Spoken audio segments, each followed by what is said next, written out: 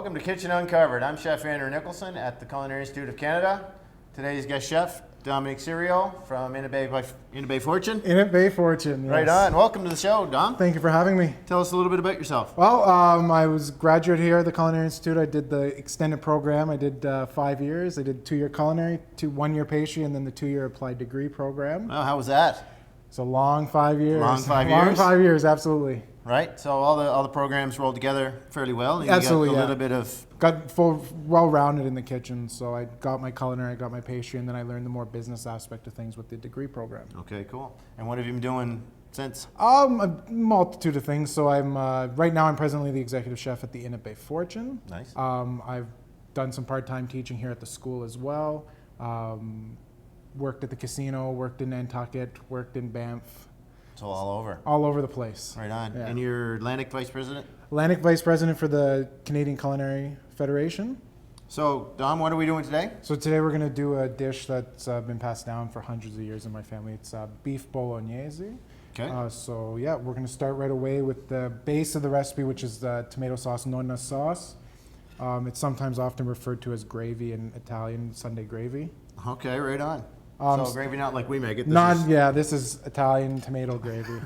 So to get the sauce, what we're going to do is we got to blanch a tomato. So we got to remove the skin from the tomato itself. So what does blanching mean for the viewers, and how do you peel a tomato? So what blanching means is in boiling water, we're going to submerge a tomato in it for 30 seconds, take it out and plunge it directly into ice water. The ice water will help remove the skin from the tomato without actually Kind of cooking. loosens the skin, but doesn't cook the meat of the Exactly. tomato. So what I did was I scored the tomato in an X. Just on the bottom? Just on the bottom. Just to make a slit in the skin. Exactly. Not deep, not... Not deep, not... Okay. So I'm going to plunge it in. 30 seconds should be long enough to peel the tomato from the skin itself. Is there something you're looking for, or is it more of a timing thing? It's just a timing thing. Okay. So from boiling water, it has to be boiling water, or else you won't get the skin fast enough. Because you just want to loosen the skin up. You don't want to actually cook the meat of the tomato. Exactly. So short time is better, which is why we need the water to be boiling. Exactly. Okay. So that's And if you were doing a bunch of tomatoes, you could do a larger pot. Exactly. And throw a dozen in there at the same time, right? And then plunge it into ice water right away. Plunge it in the ice water, stops any cooking that could be happening in the tomato itself. So we'd consider that shocking? That's considered shocking, yes. Okay. So yeah, when my grandmother does it, we have a pot that stands this tall off the counter and just full of tomatoes. So now that it's been cooked, it just peels relatively easily. You get rid of all the skin. Okay, so the skin just peels right off. Peels so then right let's say off. you peel a tomato. Blanching. Blanching. Same in Italy as here, blanching? Same in means the Italy. same? Exactly, yeah. My grandmother, my nonna, just refers to it straight as boiling. Just boil the tomato. Just boil the tomato. Boil the tomato. Boil the tomato. And if you don't do it right, she gets really upset. Okay. So you want all the skins removed. All the skins removed. And then you have just the meat of the tomato. Exactly. So we have a few done here. Okay.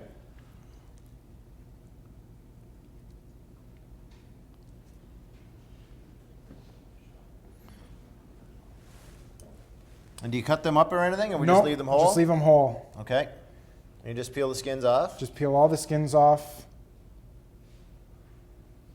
And what about the seeds? We leave the seeds in? We don't worry about the seeds? We don't worry about the seeds too much. They'll cook out or they'll puree with the blender itself. Okay. So what we're doing is just we want this coarsely pureed. Okay, so you're just using the hand blender or the thunder stick, as we call it in the kitchen? Exactly. If you don't have one of these, you can use a ricer. A ricer works just the same. Okay. It is messy in the kitchen, so. Okay. Puree that, so it doesn't have to be smooth. It could have some chunks in. It could have some chunks, absolutely. Okay, but you just want to break up the tomato pretty much. Yeah, you don't want any big hunks of tomato in it whatsoever. If you had a volume, would you use a blender instead of just two or three with the thunder stick? You'd use a use a blender. KitchenAid blender. Exactly. Okay. So I want to make sure we get all the tomato pieces off. You don't want to waste any of the goodness. So now we have the tomatoes. Yeah. So I can turn this on here. So this is going into the pot? Going right into the pot. Okay.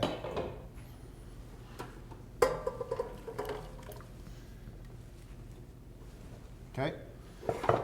So we just got the pureed tomato in there. Pureed tomato. It doesn't necessarily have to be smoothly pureed. Just, No, exactly. Right. And then what we're going to do is we're going to take some of this hot water that we've had from blanching, Okay.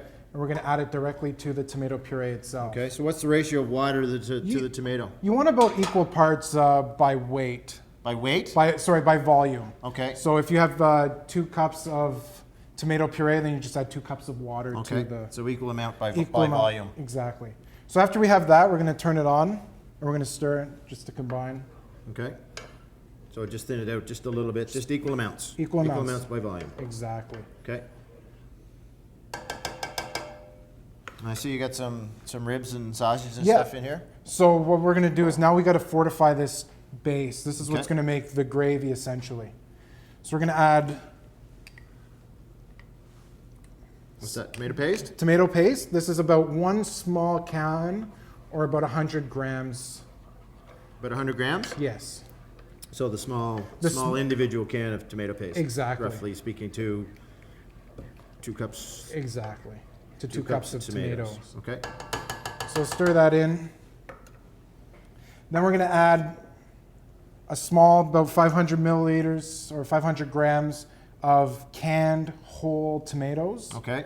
Just to bulk it up a Just little to bit. bulk it up, this also fortifies the tomato flavor. A lot of times when we get canned tomatoes, they're picked when they're fresh. Yeah. So they're probably the freshest tomatoes you can get in the off season. We prefer to use vine picked tomatoes, but in the middle of winter, it's very hard to get vine ripened tomatoes. Yeah. So So if you had a full tomato garden, Yeah. you wouldn't need the canned tomatoes. wouldn't You need the just canned use tomatoes. the fresh tomatoes Exactly. and avoid that step. But still, the ratios would be the Exactly. same. Okay. So now that we've got the tomato sauce going, Yeah. we're We're gonna gonna add, let this come up to temperature or anything, or we're gonna let it come to a little bit of a simmer. okay. So we're just letting that come up to temperature. Once we get that done, we're gonna add the pork, chicken, and sausages. Yeah, and And, then- don't go away. We'll be right back. This portion of Kitchen Uncovered has been brought to you by the Culinary Institute of Canada. For more information on their programs, you can visit hollandcollege.com.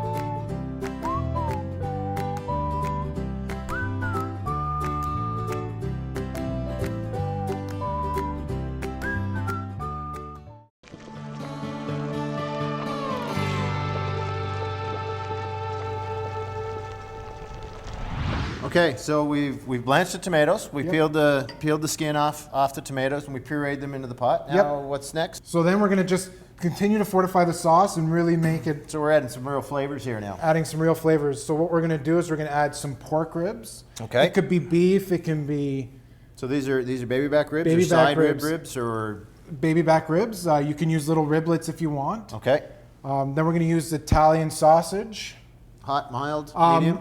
You can use either or. Today we're using medium Italian sausage, but if you're into the spicy stuff, you can do spicy sausage as well. Okay. Back home, we use a lot of, my grandmother makes homemade sausage, so usually the homemade sausage goes into the. Okay. And then we use chicken legs, chicken drumettes. So like the top part of the wing. Exactly, the top part of the ring. Just something tender and something that'll cook out and it'll braise nicely. Okay, so we're looking for the flavors to meld together in the sauce, and how long would this braise and cook for? We'd cook this for about 6 to 8 hours. Wow. So it's an all day task in our household. Okay. And then just towards right before we go, it's going to be one whole small onion. Okay, so you don't cut the onion Don't into cut the slides onions. at all. 'Cause Just that's like the treat in the bottom. So when we're sitting at the table, we fight over who gets that one onion. okay, great. Then we're going to add some herb flavor. We got some flat leaf Italian parsley. Okay, and this goes in the beginning. Just goes in at the beginning and it just simmers the whole way through. Okay, so if you didn't have the fresh, could you use dried You herbs could in absolutely this, use in this dry recipe? herbs, absolutely. Okay, And then some fresh basil. okay. So So you Basil, flat leaf parsley. Could curly parsley work as curly well? parsley will work just the same. Okay. You don't want any of the big, thick stems at the bottom. Try and pick them off as close to the leaf as you can. Okay. But you want to try and keep it intact so you can choose to pull it out after if you want. So we've got some nice flavors going in, but we don't have any salt, pepper, spices. No salt, pepper, spices, because as it cooks and as it simmers, it's going to reduce and it may concentrate too much. Okay. And this, after all, is just a base for future dishes. Okay. So Okay. All right, so we're gonna put this on. This is gonna go for 6 to 8 hours? 6 to 8 hours. Okay, very low, just Very so low. that it simmers. Exactly. Okay, so we're gonna let this come up to temperature, and then when we come back, we're gonna try the bolognese sauce. Don't go away. This portion of Kitchen Uncovered has been brought to you by the Culinary Institute of Canada. For more information on their programs, you can visit hollandcollege.com.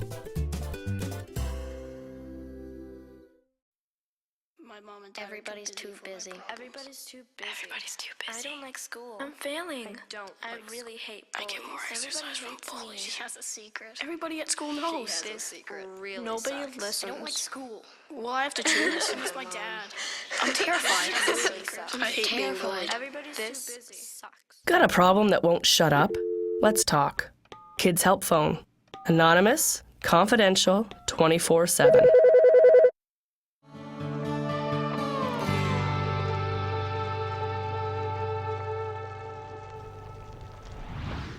And welcome back to Kitchen Uncovered. I'm Chef Andrew Nicholson at the Culinary Institute of Canada. I'm here today with Chef Dom Serio. Today we're making Nona sauce. Nona sauce. So just to recap quickly what we've got going on, we've got the peeled tomatoes. Peeled tomatoes, tomato paste, Yeah. the whole canned tomatoes. We have some Italian sausage, some pork ribs, and some chicken wings, some herbs, and Okay. so this Pork is what ribs. this is what it'll look like. So essentially. we put all that together with Yep. the fresh herbs, the basil, and the flat leaf parsley, and then we've let it simmer at very low for about 6 to 8 hours. Absolutely, yeah. Right. So when it's done, this is kind of what we've got. Exactly, and you notice a lot of the pork is falling off the bone. That helps fortify the sauce even more. Okay. More flavor. You can never go wrong with flavor. Right. So traditionally what we do after is we don't throw anything away. Mm-hmm. We eat everything. So what I'm going to get you to do is fish out all the bones, all the sausages, any chicken that's wings, left, any chunks of any chunks of meat that are left on. And Okay. traditionally what we do is we'll serve this as a course itself. Oh yeah. At the dinner table. So it'll come out, we'll eat our pasta, whether it be aglio olio or just plain old pomodoro sauce. Okay.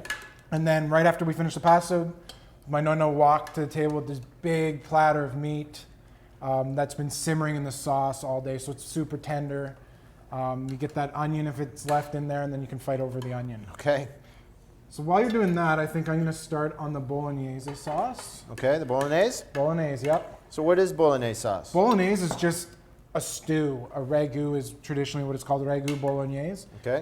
Again, it differs from region to region, nationality, from household to household, Yep. person to person. Everybody's nonna will do it differently. Okay. So this is how my nonna taught me to do our bolognese. And we run this a lot at the inn as well. It's a great, This is a very rustic recipe. Very it's very rustic. old home style. exactly. So smoking hot pan, Okay. we're gonna get our pork. That's a hot pan. That's a hot pan. But what we want is we want that brown caramelized, thick caramelized layer on. Okay. A little bit of water gets in there and you see what happens. Okay. Want a pair of goggles for that, or are you okay? No, I'm okay without the goggles. Okay. So we don't want to touch it too much. Yeah. We want to try and develop a little bit of the browning. Okay. On So the I want outs- all the bones out of this too, right? That's Yeah. what I'm kind of fishing for. Exactly. Like I said, a lot of people in my family will actually go to the bone and suck the marrow out of the bone itself. Right to the root of the problem. Right to the root of the... Sparing no expense. Okay. So you see we're starting to get a little brown color on there. Yep. So we want, and we do want a little bit of the bits on the bottom of the pan. You see here, stuff is scorching. Yep. We want that because the sauce is going to develop the flavor in the bottom pot. Okay, so we want the caramelization We on the want pot. and we want- caramelization, A exactly. really high heat is very important. And you only put a little bit of oil in there Very little bit. just to get it started. So- Exactly, just to start promoting the browning. Okay. So it doesn't stick right away. Exactly. Okay, I think I just about got them all. Perfect. So you see If we that? missed a couple, it won't be a big. No. Chef Austin will get it, no big deal. Okay, so we'll just set this aside for now. So yeah, So you'd serve that on the table. You'd serve that right on the table and just let people pick away at it. exactly. It gets passed around. Every meal in our house is served family style. So Okay. it just gets brought around the table, lots of bread for dipping the sauce. So we'll eat our pasta and then right after I'll go up always for a bowl of just sauce and Parmesan Yeah. cheese to dip the Okay. bread into. Beauty. Looks very meaty. It's not like a tomato sauce traditionally that we see around here. It's very meaty and chunky. So as we're making this at home, we shouldn't be totally freaked out about all the chunks of meat and stuff in there. Don't freak out about it at all. Okay. So we see we've got a majority of it brown here. This one. We've got a majority brown here. Okay. So now we're going to go into our next step, Okay. which is our mirepoix, which is the essential flavoring in most soups and sauces and stock. So you got your celery, Okay. So pork and beef. pork and beef, celery, carrots, Okay. grated, So about how much? About a cup of each? cup Half of each, equal parts, yeah. And then Minced onions onion? that are grated or minced. Okay. So this really fine cut. Yeah, You don't this- want it. Exactly. This just helps kind of break it down a little bit further. Okay. So that you're not chewing on raw garlic all the time, or sorry, raw onion and Okay. raw carrot. Okay. So I think our onion got disappeared in here. I don't Yeah. know where it went, so it kind of dissolved. But it'll be a surprise. it'll We'll be a get it later. surprise. So this is the base to the bolognese sauce. So you get the bolognese going with the mirepoix and the Exactly. flavorings going, and then you're gonna. Now we're going to start adding the base, making the stew part of everything. Okay. So, but how long should this bolognese sauce?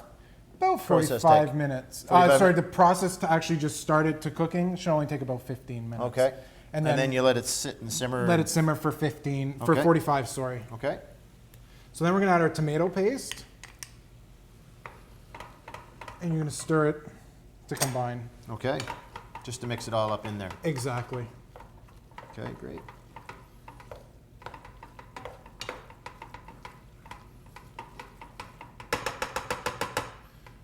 So if you pass me a ladle, Sure. we'll get Right here.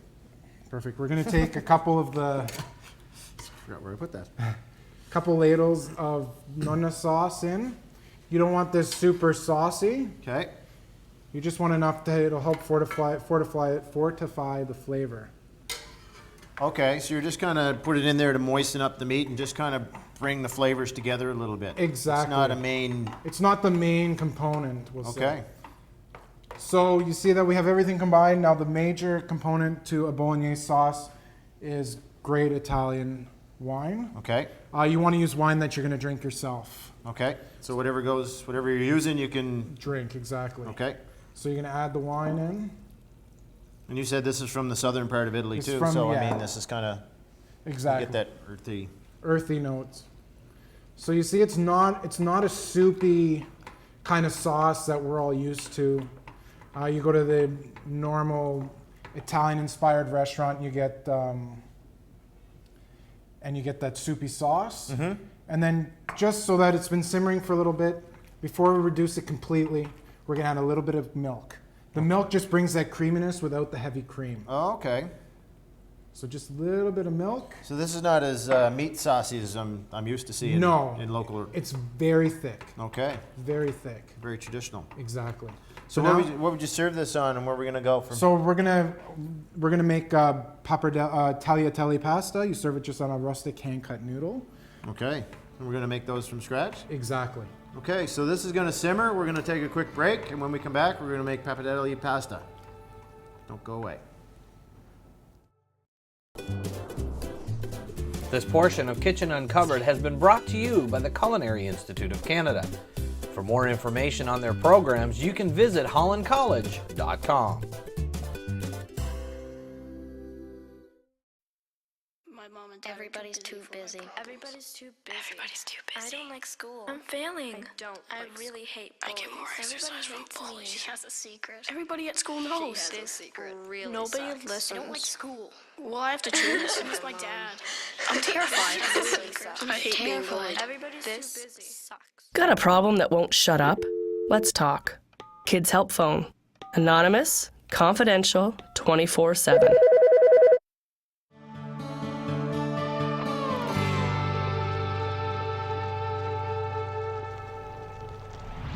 Welcome back to Kitchen Uncovered. I'm Chef Andrew Nicholson at the Culinary Institute of Canada. I'm here today with Chef Dom Serio. And Chef, we've got our Nona sauce made. Yep. We've got our bolognese started, and we've added the Nona sauce to it just to moisten it up a little bit. Exactly. Right? So our bolognese sauce is pork and beef and the mirepoix that we talked about. Exactly. And that's simmered for about 45 minutes. Yep. So now, what are we doing? We're doing pasta now, We're right? going to make the pasta. So what I'm doing here is I'm going to add about 3 cups of flour, all-purpose flour. All-purpose flour? All-purpose flour, yeah. Okay, so you don't need special semolina or No. pastry flour or anything Not at all. shoddy for this. You're just going to use the... Straight up all-purpose. Okay. And then I'm going to add, so we got about 3 cups there. You always want to be able to add to a recipe. You can never take away after you put everything. It's always easier to add more than it is to get it out, especially with Exactly. salt and pepper and that kind of stuff, right? Exactly. So what we're going to do is we're going to make a little well in the center. Okay. This is the old school, the old nonna method in the middle of a shack in Italy, in You Calabria. didn't have any mixing bowls. You No just had the mixing table to bowl. work on. Exactly. So you make your well. Okay. You add your 4 eggs. So 4 eggs. So 3.5 cups of flour. Yep. Give or take. Give or Just to take. kind of give you something to start with. 4 eggs. 4 eggs. Little bit of extra virgin olive oil, or Olive as oil. Rachel Ray says, Throw it onto the EVOO. table. Throw it onto the table, Throw it onto the table. and let's rumble. So you start just by mixing. After you get it all mixed, you start taking in the sides of the pasta, Okay. sides of the flour. You want to try and maintain the well as much as possible, or you're going to end up with Mount egg yolk flowing everywhere. Yeah. Okay, good. So we're just So just add a little bit of flour at a time just to kind of bring it all slowly together so you don't get it everywhere. shooting all over the Exactly. table. Exactly. So you're always You want to bring it all in. mounding it.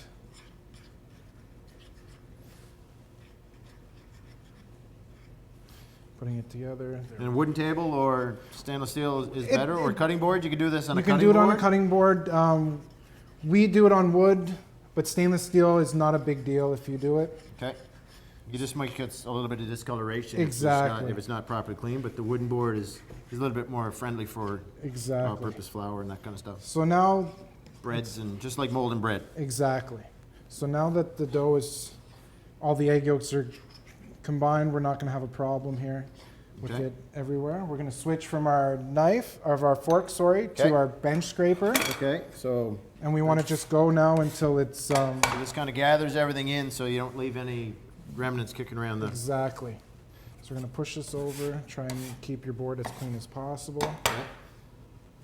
And what about gluten? Because we know that there's a gluten can form fairly heavily in this, and if you're all-purpose flour, Yeah. is there amount of mixing that you stop at, or you want to make sure that you don't overmix? After the dough comes together, we go about 6 minutes. You do want to develop some gluten Okay. in your pasta. It'll give you a little bit of chew, a little bit of bite to your pasta. So we want to form everything together. So it should just form a ball, Exactly. So after it's not formed, too dry, not too wet. precisely. Okay. So we've got the ball formed. Now we're going to let it sit. So you need to let it rest. We need to 'Cause let it it's rest. Tired now from a hard workout. Exactly. Now we're going to just let it sit, wrap it, Okay. and then we're going to put it, we're going to let it sit at room temperature Okay. for about 30 minutes. Okay. So we made up some pasta dough a little bit ahead of time, right? Exactly. Just to keep things Keep it keep moving. things rolling. So what we got here is we've got our pasta dough rolled out. You can roll this out with an electrical pasta roller, a hand crank pasta roller. as well, Okay. just with a rolling pin. Rolling pin. If you don't have a pasta you roller, don't you have a can pa- just use a rolling pin. So you want to get it to as thin as you possibly can get it, Okay. which is usually the final setting, so you can pretty much see right through the You pasta. can almost itself. see through it. It's just like paper thin. Exactly. So now what we're going to make is a pasta called pappardelle. Pappardelle? Pappardelle. So Your it's just, Italian's much better than mine. I try. It comes naturally. So I'm going to use a knife here, just trimming it up. Okay, so what is pappardelle pasta? Pappardelle pasta, if you want to look at it, it's like a linguine, but it's thicker cut. You're looking at about an inch thickness Okay. on the pappardelle. And this pasta dough, we let it rest for 30 minutes. 30 minutes, then we rolled it out as thin as possible, whether we had a pasta press or a roller, Exactly. and then we So we unroll it pappardelle all. pasta. Pappardelle pasta. It's nice and thick. Okay, beauty. So we're just going to finish this up really quick. Okay, I'll just turn this on a little bit, Yep. Get that hot. get some heat rolling. After the pasta's made and everything is ready, it's really easy to put together, really quick. Okay. And pasta can be made well in advance. Okay, so this is something you could do ahead of time. You don't necessarily Absolutely. need to wait till. Exactly. Doesn't need to be done the day of. It can be done the day before, 2 days before. Just if you're going to keep it for a long period of time, just make sure it's set in a refrigerator, tightly wrapped. Any air gets to it, the pasta will start to dry out? Yeah. And how long will it be good for in your fridge? Be good for, I wouldn't go any longer than 3 days. 3 days? 3 days. But you could freeze it if you wanted to. Exact. Pasta. As a ball. Exactly. Pasta freezes very well. Okay. You can also freeze it as a noodle itself. Okay. But the noodles have to be coated really well in flour. Okay, so they don't dry out. and Yeah. Okay. And we got the boiling water going on, so we're gonna basically cook the pasta right away, and we're used to the box pasta, which takes a little bit while. So what's the timing like on? You're looking cooking your- about 30 seconds to a minute. So it cooks really fast. Really quick. Okay. So Andrew, Chef Andrew, if you want to hand me the plate, please. Sure. Yep. We'll get this rolling.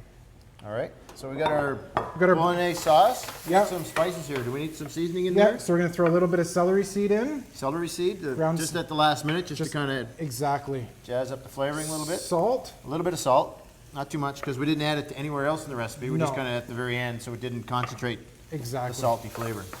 And And then what was the last thing? A little chopped garlic, Little chopped garlic. just as a finishing touch to Yeah. get that freshness. And then every Italian uses Parmigiano Reggiano cheese. Parmesan Reggiano, freshly grated. Freshly grated. Okay. A couple good handfuls in there. Gives you that nice creamy, cheesy Awesome. You texture. can smell that coming now. So that's done. Perfect. So we got a bowl. Okay. A little bit of olive oil. Chef, can I get you to fish out that pasta for me? Go fishing. Go fishing with a pair of tongs. Okay. Meanwhile, while he's fishing the pasta out, I'm going to start plating the dish. So we always start with a little ladle of the bolognese on the bottom. Okay. Doing a lot of fishing on today's show. A lot of fishing. Italians are great fishermen. They're good fishermen, eh? Absolutely. So then we're going to toss the pasta really quickly, a little bit of olive oil. Toss, toss, toss. Okay. That's beautiful. This keeps the pasta separate. Right So on. very traditional Very tr- Italian Yeah. plate up right there. Exactly.